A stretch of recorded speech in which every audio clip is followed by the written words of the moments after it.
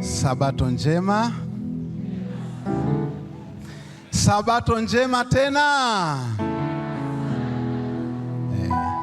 Komea tu hapo kwanza ili tusiangushe maembe, alafu tutaendelea tena. Tunaenda njema sana hasa ya leo. Hiyo nayo ni ya kwetu. Sabato njema.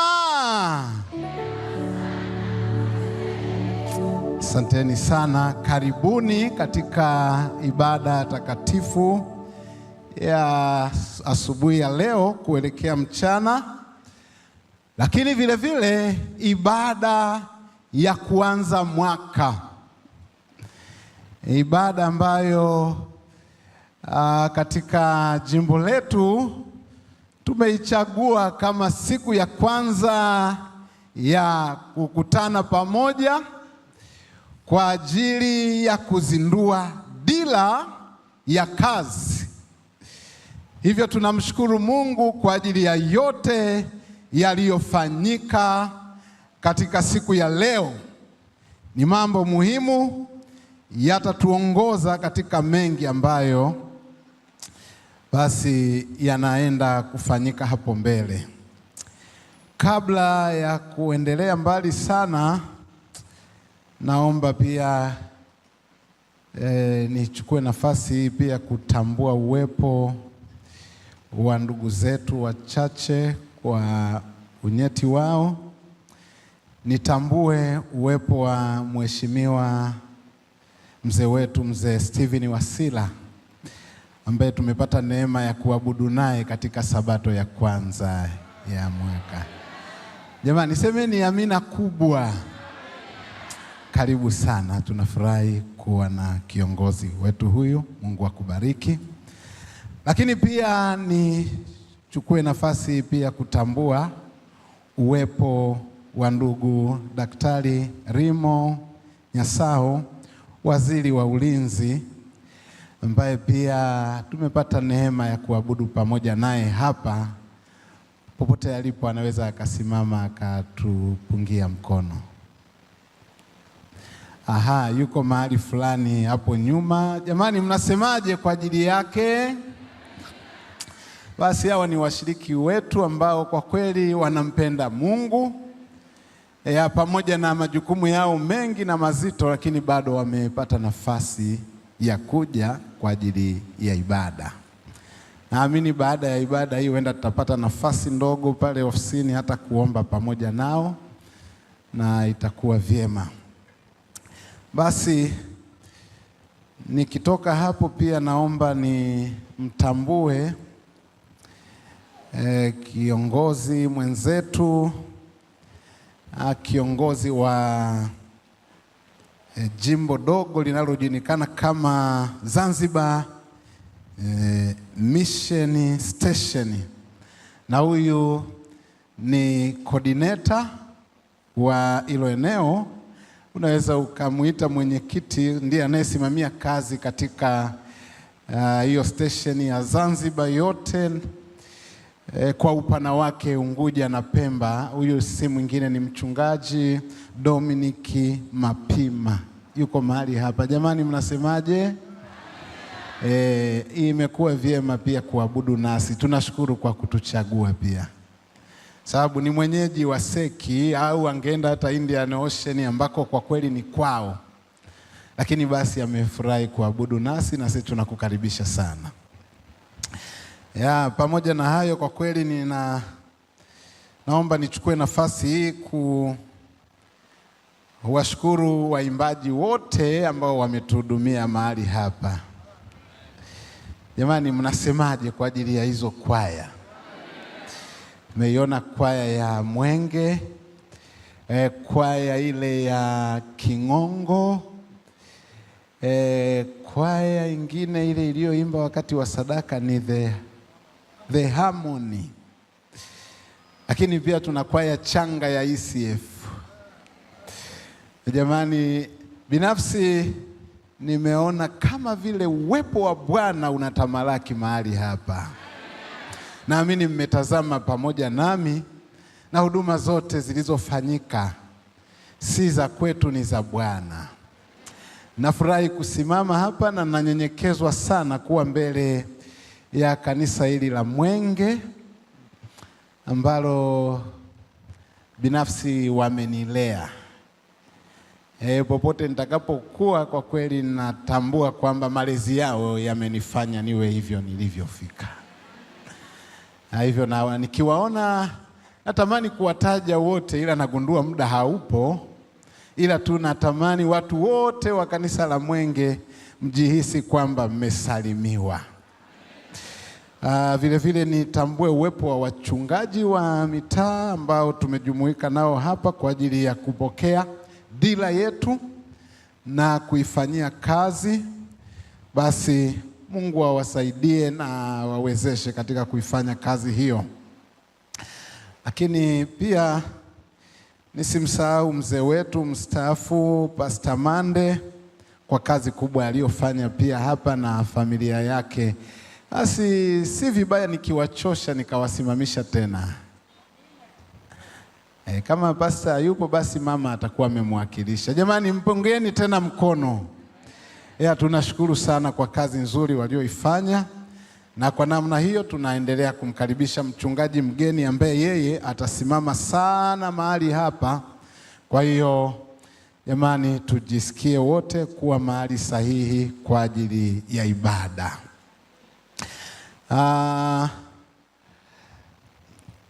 Tukiwa na msisitizo mkubwa wa utume, niwaalike katika mada yetu ya mchana wa leo ambayo inajikita sana katika kile kitabu cha Marko sura ile ya 16 mstari wa 1 mpaka wa 4. Maneno hayo tutayarudia pia katika vitabu vingine vya Injili. Ikiwa hasa ni kukumbushana kwamba tuna wajibu. Mada yetu ya leo inasema Mungu bado anasogeza mawe. Anasogeza mawe gani haya? Itakuwa tafakari yetu mchana wa leo katika kile kitabu cha Marko sura ya 16 na ule mstari wa 1 mpaka wa 4. Naomba nirudie haya maneno kwa haraka. Biblia inasema hata Sabato ilipokwisha kupita, Mariamu Magdalena na Mariamu mamaye Yakobo na Salome walinunua manukato wapate kwenda kumpaka. Mstari wa 2, hata alfajiri mapema siku ya kwanza ya juma wakaenda kaburini jua lilipoanza kuchomoza, wakasemezana wao kwa wao, ni nani atakaye tuvilingishia lile jiwe langoni pa kaburi? Na hata walipotazama waliona ya kuwa lile jiwe limekwisha kuvilingishwa, nalo lilikuwa kubwa mno. Jiwe limekwisha kuvilingishwa, lakini nalo lilikuwa kubwa mno. Mungu bado anasogeza mawe. Anaweza kusogeza hata asubuhi ya leo. Jiwe linalovilingishwa linaonekana kuwa ni tafakari ya kujirudia ya wanawake waliokuwa wakitoka kwenda kuupaka mwili wa Kristo mafuta.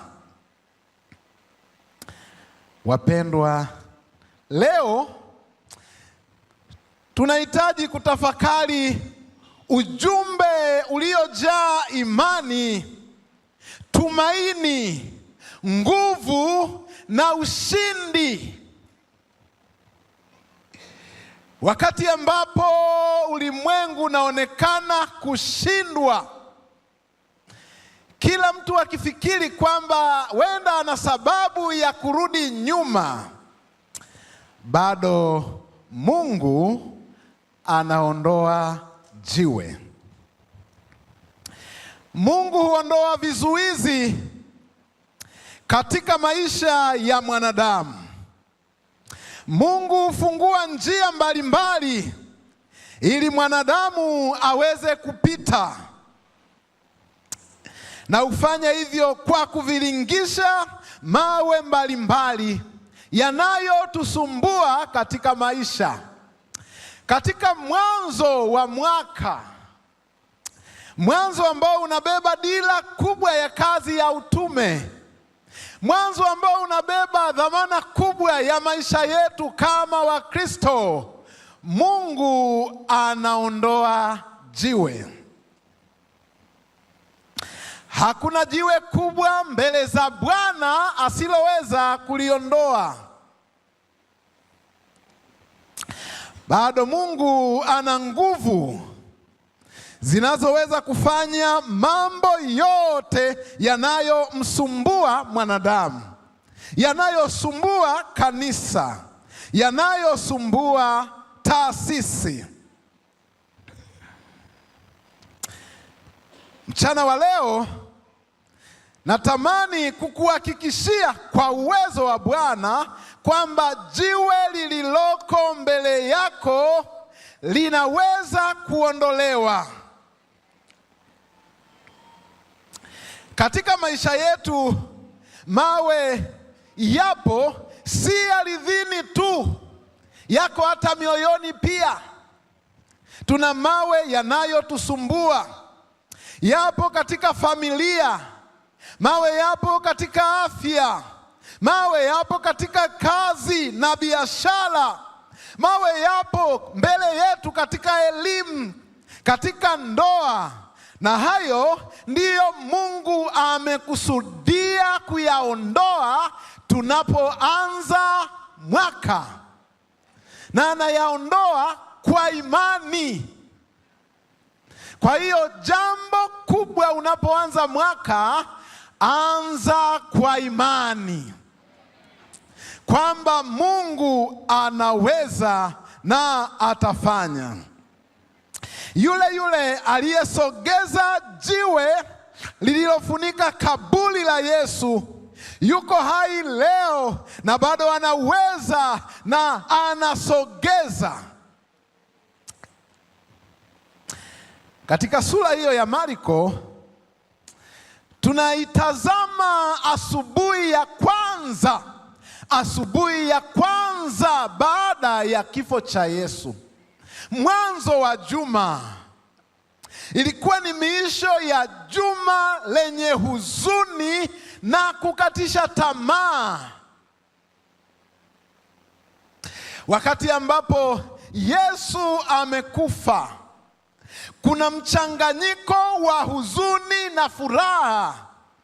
Ni kama vile wanafunzi wanaongea habari za ushindi wa Yesu, lakini hata hivyo Yesu yuko kaburini, na kaburi lenyewe limefunikwa kwa jiwe. Jiwe linalosemwa hapa sio jiwe dogo. Wanaoeleza mambo hayo ya historia kwa wepesi tu wanasema makaburi ya zama hizo yalichongwa mwambani, na kila mtu aliandaa kaburi lake kulingana na umaarufu wake, na umaarufu uliambatana na jiwe kuwa zito zaidi. Na inasemekana kwamba wale waliokuwa matajiri sana, mawe yaliyokuwa yanafunika makaburi yao yalikuwa na uzito wa tani 1 hadi tani 2. Na tunamwona Yesu akizikwa kwenye kaburi la tajiri mmoja anaitwa Yusufu wa Arimathaya. Na Jumapili ilikuwa ni kipindi cha mpito. Waandishi wote wa Injili 4 wameelezea uzoefu wao na uelewa wao juu ya kaburi la Yesu na juu ya kifo na ufufuo, lakini pia wakiongelea juu ya uzito na ulinzi uliowekwa kwenye kaburi la huyu mfalme ambaye aliaminiwa kwamba amekufa na hatatoka tena. Mathayo sura ya 28 mstari wa 1 inasema hivi: malaika wa Bwana alishuka kutoka mbinguni, akaja akaliviringisha lile jiwe, akalikalia. Haya ni maelezo ya Marko akielezea namna Mungu anavyofanya kazi, kwamba si tu kuviringisha, aliliweka pembeni, akalikalia, akiashiria kwamba hili jiwe halitarudi tena. Lakini Marko yeye mstari ule wa 4, Marko 16 anasema lile jiwe limekwisha kuviringishwa, nalo lilikuwa kubwa mno. Jiwe kubwa. Luka 24 mstari wa 2 inasema wakalikuta lile jiwe limeviringishwa mbali na kaburi. Wanaosemewa haya maneno yote ni wanawake kama 3 au 4 hivi kama wanavyoelezwa pale. Yohana sura ya 20 ana maneno haya, mstari wa 1: Mariamu Magdalena akaliona lile jiwe limeondolewa kaburini. Haleluya! Jiwe limeondolewa kaburini. Sasa wapendwa, hapa kuna jiwe la namna gani? Jiwe kubwa mno. Biblia inasema na hilo jiwe lilikuwa kubwa, lakini liliondolewa mbali na kaburi. Mungu huondoa mawe. Kama kuna jambo unatakiwa kutembea ukilikumbuka, ni kwamba Mungu huondoa, hasa anapohitaji kujichukulia utukufu, huondoa jiwe. Katika maisha yetu kama Wakristo tunakutana na mawe, tunakutana na vizuizi vinavyoonekana kuwa vizito, vikubwa na visivyowezekana kusogezwa kwa uwezo wa kibinadamu. Lakini tunagundua kwamba hata katika nyakati za giza bado Mungu hufanya kazi kwa ajili ya watu wake. Anatenda maajabu, anatenda miujiza mikubwa. Ni kweli kwamba mara nyingi tunazuiliwa na jiwe kwa aina tofauti tofauti, lakini imani ya kutembea ndiyo inaweza kutusaidia kuondoa kutoka kwenye kile kizuizi kinachotusumbua. Biblia inasema Mariamu Magdalena na wenzake wakaamka asubuhi, wana mafuta ya thamani walioyanunua, wanaenda kumpaka Yesu kule kaburini. Moyoni wanasema kuna jiwe, lakini pamoja na maneno yao kwamba kuna jiwe, hawa wanawake walianza safari. Kumbe safari ndiyo inayoondoa jiwe.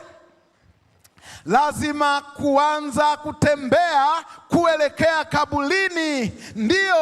Hiyo ndiyo namna itakayofungua njia ya muujiza wako mchana wa leo. Kuna safari unahitaji kuianza, anza. Wakati mitume wengine wote wakiwa hawapo, wamesahau tumaini lao, wamesahau ahadi ya Yesu. Kulikuwa na wanawake walionekana wadhaifu, na wao si kwamba kweli walikuwa wanakumbuka lile tumaini, lakini wao angalau walikuwa wanaenda kuupaka mwili wa Yesu mafuta.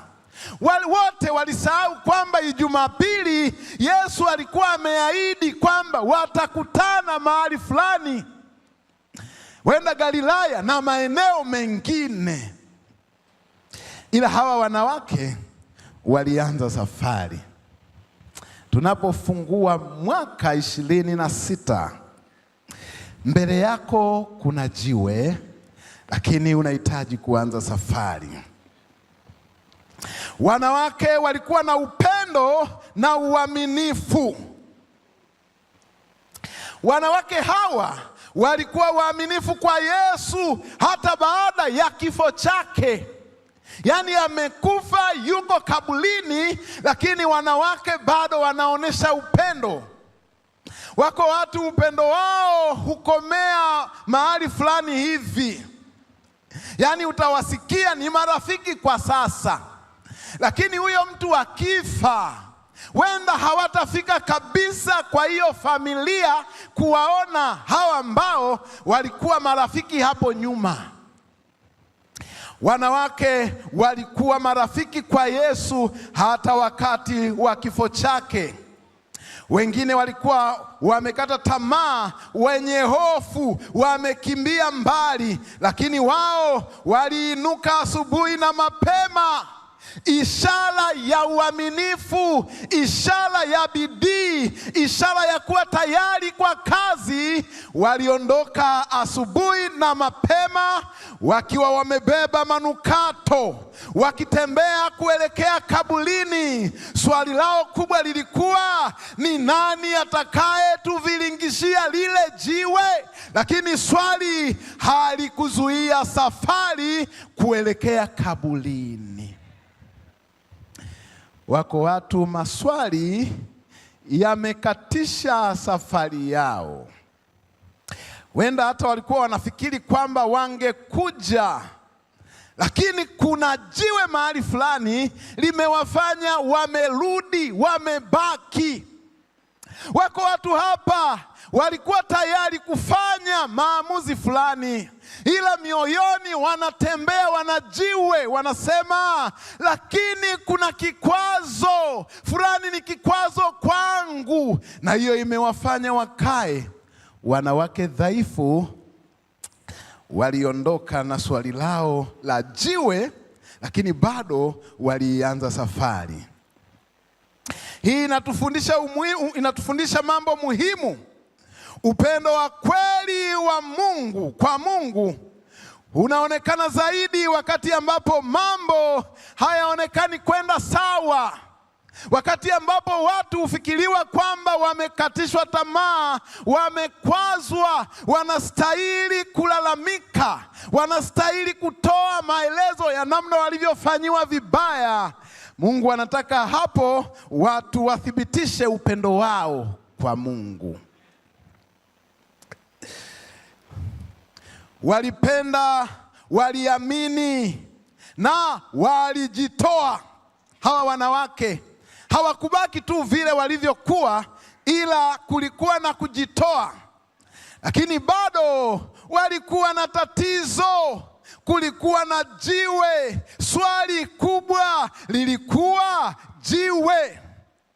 Ni nani atakaye tuondolea lile jiwe? Hilo linaweza kuwa swali la msingi kwangu na kwako. Tunatamani kufanya wajibu wetu, mbele yetu kuna jiwe. Swali kubwa, jiwe, nani ataliondoa? Hili ni swali kwa familia, hili ni swali kwa kanisa, hili ni swali kwa jamii, ni swali kwa mtu mmoja mmoja. Wako wengi wanatamani kujiunga na kanisa la Mungu, lakini liko jiwe la dhambi linasumbua maisha yao, wanajiuliza nitaachaje? Wako watu wanasumbuliwa na viburi, wako watu wana chuki, na hii imekuwa jiwe ambalo limewakwamisha watu wa Mungu kusonga mbele. Leo Yesu anasema yuko mbele yako, ataliondoa jiwe. Kama Mungu alivyosogeza lile jiwe la kaburi, bado anasogeza mawe katika maisha yetu leo, kwa mtu mmoja mmoja. Jiwe linalokusumbua, unaloliwaza hata sasa uko kwenye kiti umekaa, unajiuliza juu ya jambo lile, linakurudia rudia, lakini lile jiwe, lakini yule mtu anayenisumbua, lakini ile dhambi inayonisumbua. Yako mawe ya aina mbalimbali katika maisha yetu. Siku ya leo tunayajua, na Mungu yuko tayari, anaahidi kwamba atayatoa, hata yangetajwa kwa majina yake. Hajali majina kwamba ni makubwa na magumu kiasi gani. Jiwe linaweza kuwakilisha vitu tofauti tofauti. Inaweza kuwa hofu. Una hofu ya maisha, una hofu ya masomo, una hofu ya shule. Jiwe linaweza kuwa migogoro, inaweza kuwa ugonjwa ambao unahesabiwa, siku zako zinasemwa miezi 3 ni mingi kwa huyu mtu. Jiwe linaweza kuwa ufaulu au ushindi katika masomo yako. Jiwe linaweza kuwa mwelekeo mbaya wa maisha. Jiwe linaweza kuwa chuki baina yako na ndugu yako, limekaa kwa muda mrefu. Huenda ni umaskini, huenda ni kukata tamaa, huenda ni mgogoro mkubwa wa familia yako, baba na mama, na mgogoro umeenda umewakuta na watoto. Mambo yameharibika, hakuna anayeelewa pale nyumbani, na ukiangalia unajiuliza familia yetu inaenda wapi? Yesu anasema mchana wa leo kwamba anaondoa jiwe.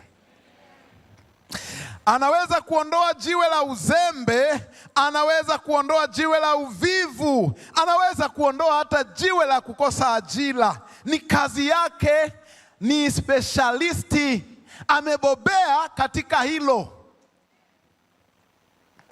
Wengine wakati fulani wanasema mimi siwezi na wala sitafanikiwa. Wana mambo ambayo wamekuwa wakijitajia wao kwa wao. Lakini leo Mungu anakuambia jambo dogo tu, jambo moja la muhimu, kwamba jiwe hilo si mwisho wa hadithi yako ya maisha. Luka sura ya 1 ule mstari wa 37, Biblia inasema kwa maana kwa Mungu hakuna neno lisilowezekana. Haleluya. Unapoanza mwaka, unaweza kuwa miongoni mwa watu waliokata tamaa kama wanafunzi. Mwaka umeisha kwa msiba. Yaani tumemaliza wiki kwa kumweka Yesu kaburini. Na sasa tunaanza juma jipya likiwa tunajiuliza tunaanzaje? Mambo yameenda vibaya. Lakini mchana wa leo, tafakari na kumbukumbu yako iwe kwamba yule aliyewekwa kaburini amefufuka. Haleluya. Na jiwe limeondolewa. Jiwe lolote lililoko mbele yako, Mungu anaweza kulisogeza pembeni na atafungua njia mbele yako, nawe utapita kwa ushindi mkubwa. Wanawake walitembea kwa imani. Wanawake hawakusubiri jiwe liondoke ndipo waanze safari. Walikuwa wachache, alafu ni wanawake tu, alafu ni wadhaifu, lakini walikuwa na imani na uhakika kwamba Mungu atatenda. Haleluya. Kwa hiyo tunajifunza nini? Imani kwa Mungu ni hatua muhimu katika kuelekea ushindi. Hautashinda hivi hivi, unashinda kwa kuanza safari. Upendo kwa Kristo ulikuwa na nguvu kuliko hofu ya jiwe. Wenda ndio sababu mtu fulani yuko hapa, ametoka nyumbani akiwa na maumivu makubwa, lakini upendo kwa Mungu umekuwa na nguvu kuliko lile jiwe lililoko nyumbani, na amekuja. Upendo kwa Mungu.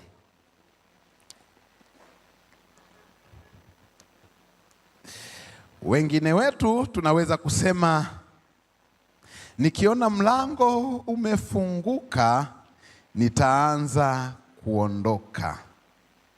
Nikiona hali imekuwa shwari nitaanza safari. Ni mawazo potofu. Mawazo hayo hayakubaliki.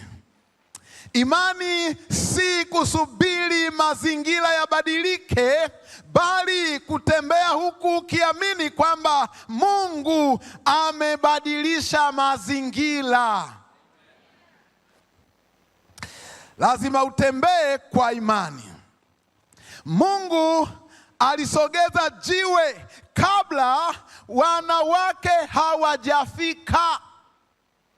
Isaya 65:22 pale anasema Mungu hujibu kabla hatujaomba. Anasema wakiwa katika kunena nitasikia, kabla hawajaomba nitajibu.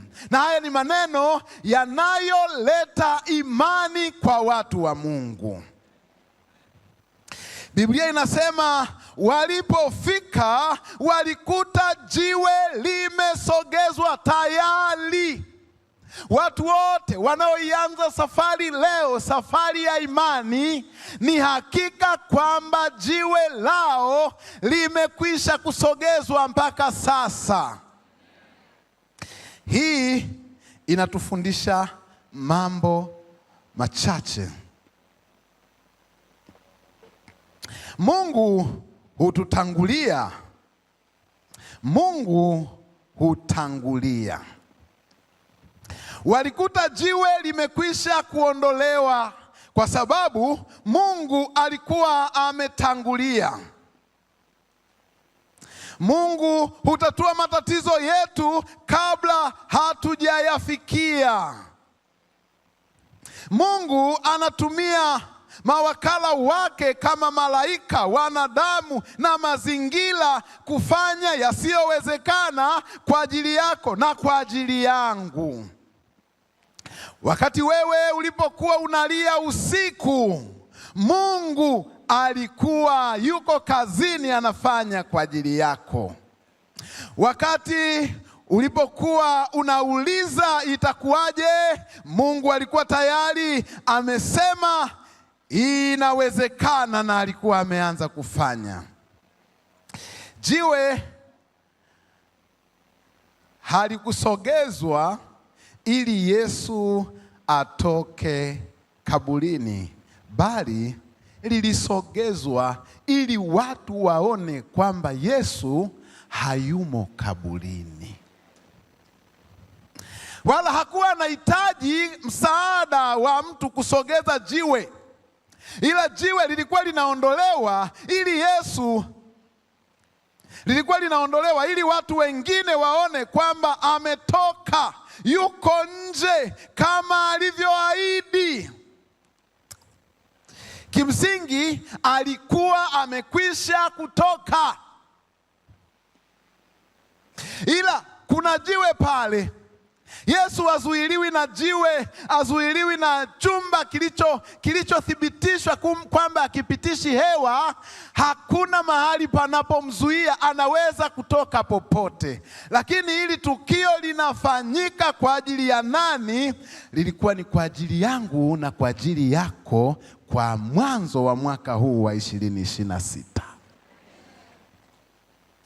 Jiwe lilisogezwa ili wanadamu waingie na kuona utupu wa kaburi. na kile Mungu alichokwisha kukifanya kwa ajili ya watu wake. Wakati mwingine Mungu hasogezi jiwe mara moja, si kwa sababu hawezi, bali ni kwa sababu anataka kuonesha nguvu zake kwa wakati wake. Hakuna jiwe kubwa kuliko nguvu za Mungu. Ni muhimu kuelewa hivyo. Mungu anapokutoa kwenye shida, si kwa ajili yako tu, bali ni kwa ajili ya ushuhuda wa wengine pia, watu waone kwamba Mungu anafanya. Kama jiwe lisingetolewa, kungebaki kuwa na utata kwamba yumo au hayumo, lakini lilikuwa linatoka ili wanawake waone na wengine nao waje washuhudie kwamba hayumo kaburini. Ni nani atatuondolea jiwe tuthibitishe kwamba Yesu ametoka? Mawe yanaposogezwa katika maisha yako, mafanikio halisi huonekana. Magonjwa yanaweza kutoweka kabisa. Umaskini unaweza kukoma. Unaweza kukua kiroho tena. Unaweza kuanza safari yako ya imani. Unaweza kuwa Mkristo mwaminifu. Unaweza kujitoa kwa ajili ya kazi ya Mungu kwa bidii. Na jiwe linapotolewa kwako, jina la Bwana linatukuzwa. Yako mawe ya aina tofauti tofauti ambayo yanaweza kuwa ya kiroho, kiuchumi, kijamii na hata kitaaluma na mengine mengi. Wewe una jukumu la kufanya kwa ajili ya kukabiliana na jiwe. Jukumu langu na jukumu lako kama mwanadamu tunapokabiliana na jiwe, wajibu wako ni kuondoka, kutembea, kuanza safari. Wanawake walitembea na Mungu akasogeza jiwe. Leo anza safari. Mungu ameisha sogeza jiwe. Hakuna jambo gumu mbele yako. Jambo la msingi hapa la kuelewa ni kwamba mwanadamu ana sehemu yake. Fanya sehemu yako. Omba, jenga imani yako, tembea pamoja na Bwana. Bwana atafanya sehemu yake. Usikate tamaa kwa sababu ya kaburi, kwa sababu Biblia inatuthibitishia kwamba sio mwisho wa hadithi yako. Wale wanawake walidhani kwamba wanakwenda kwa mtu aliyekufa, lakini walikutana na ujumbe kwamba yuko hai, amefufuka. Walidhani ndoto imekufa, lakini walikutana na tumaini jipya. Asubuhi ya kwanza, mwanzo wa juma, siku ya kwanza ya juma, walianza kwa ushindi. Na leo tunaanza kwa ushindi kwamba amefufuka, ameliondoa jiwe. Safari yetu ya imani inawezekana. Inapofika mwisho, natamani tu kukwambia mambo haya machache kwamba hali yako ya sasa sio mwisho wa kisa na hadithi yako. Jiwe lililo mbele yako sio la milele, lina mwisho. Anza kwa imani. Mungu wako yuko kazini, anaendelea kusogeza mawe mbalimbali njiani kwako. Anaendelea kukupatia ushindi, kukupatia tumaini katika maisha yako ya sasa na hata uzima wa milele. Mungu habadiliki. Kama alivyofanya, alivyotikisa ulimwengu na jiwe likasogea na kaburi likapasuka na Yesu akatoka kaburini akiwa hai, anaweza kufanya mchana wa leo. Yuko tayari kulisogeza jiwe lako mbele yako na kukupatia ushindi na tumaini katika maisha yako. Yesu anasogeza jiwe. Atasogeza jiwe katika ofisi yako. Atasogeza jiwe katika nyumba yako. mchana wa leo ukiwa unatafakari juu ya wanawake wenye imani. Wenda na wewe ndani yako kuna imani inachipuka. Wapendwa, katika yote haya tunaongea habari ya imani. Swala ni imani, kwamba niwe na imani, uwe na imani, tumtegemee Yesu. Na mimi nataka kuleta wito kwako, kama liko jiwe lolote katika maisha yako, jiwe hilo linakutesa mchana na usiku, jiwe linakukatisha tamaa, limezuia ndoto zako, limezuia utendaji wako, mwambie Yesu aliondoe sasa. Lakini lilete jiwe hilo mbele za Bwana kwa imani. Mungu yuko tayari kulisogeza jiwe, kuliweka mbali, sio kuliweka tu mbali, kulikalia na kulimaliza kabisa.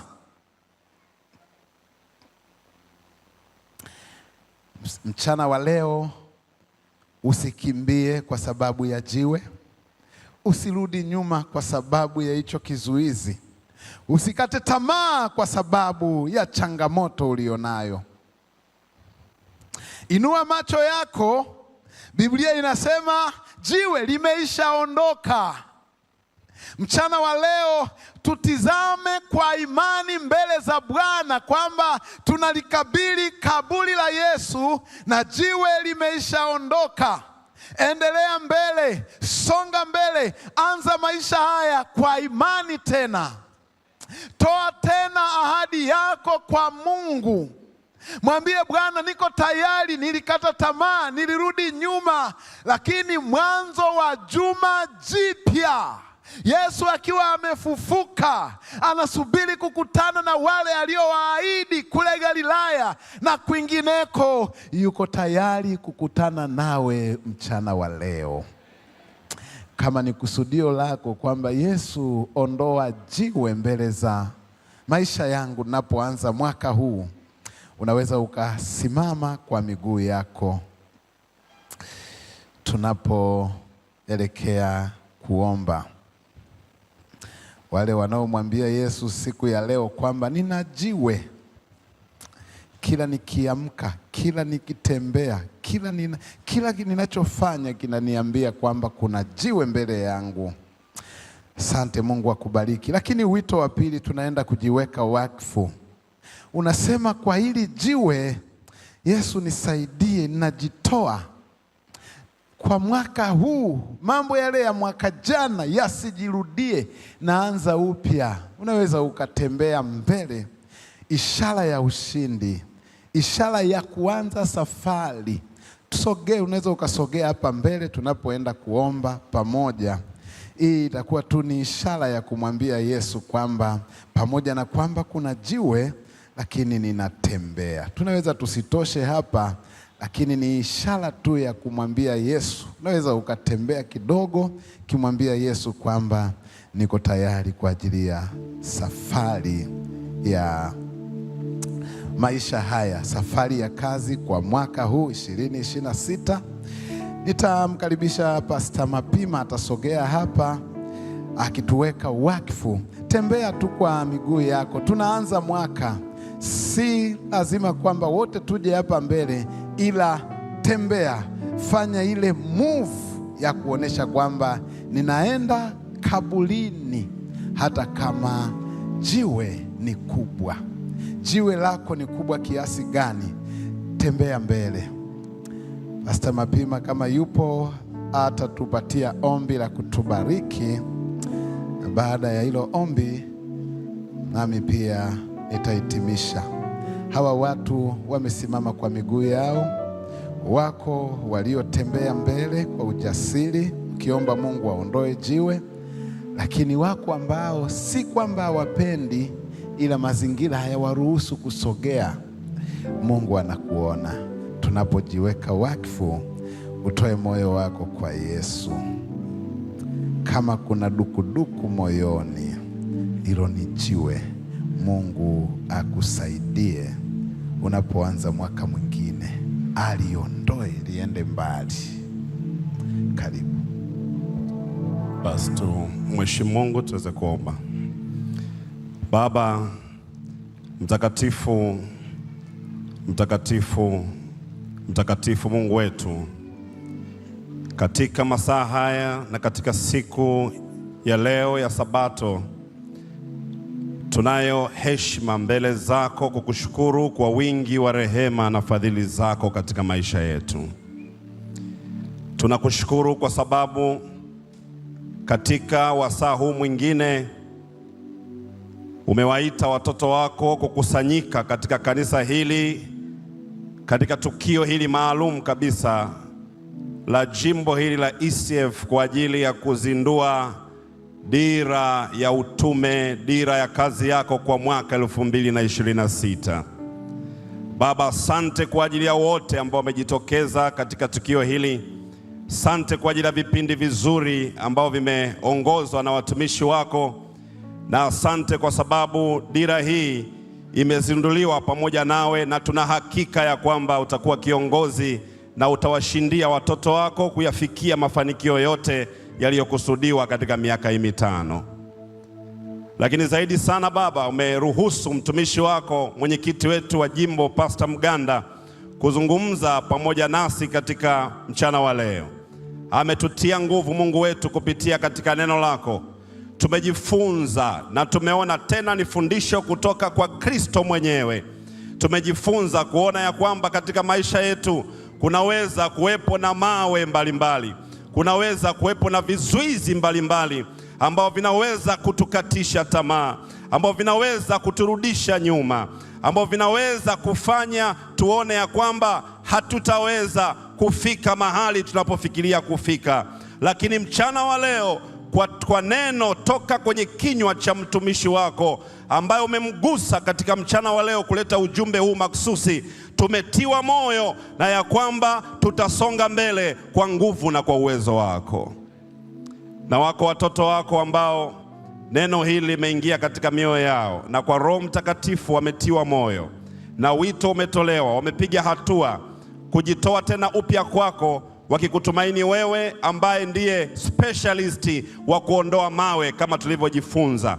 Baba, ninaomba wote waliopiga hatua wanajua ndani ya mioyo yao kuna mawe ya hapa na pale. Inawezekana ni mawe ya migogoro katika familia, inawezekana ni mawe ya ushindi dhidi ya dhambi, inawezekana ni mawe hata ya migogoro katika ofisi zao, inawezekana ni mawe ya kupigwa vita hata katika ofisi zao wanazofanya kazi, inawezekana ni mawe ya kukwama katika biashara hazina wateja. Baba, biashara zinaelekea kufa. Hayo ni mawe, na hivyo wamepiga hatua kwa imani, wamekuja kwako Baba. Kwa imani hiyo ninatamka kwa jina la Yesu, mawe yakaondoke kwa jina la Yesu. Ninatamka katika mamlaka ya jina la Yesu ya kwamba mawe yakaondolewe kuanzia sasa.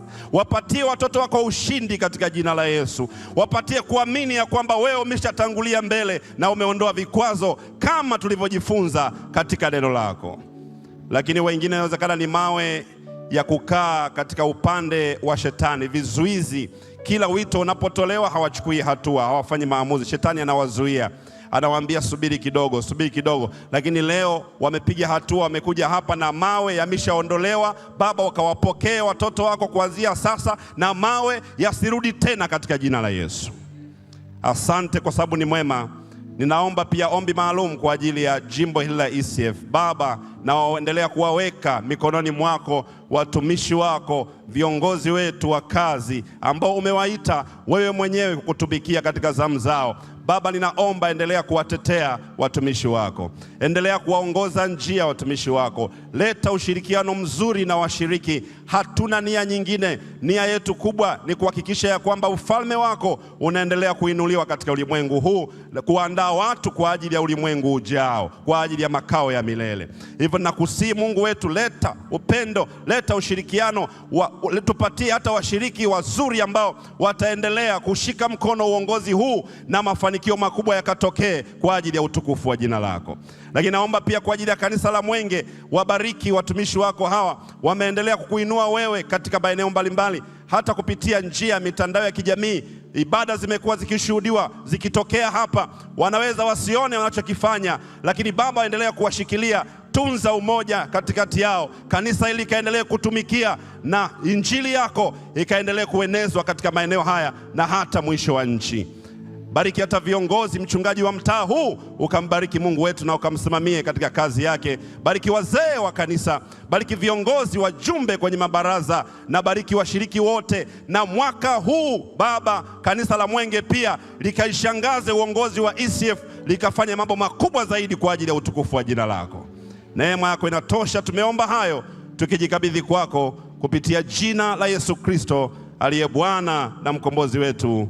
Amen.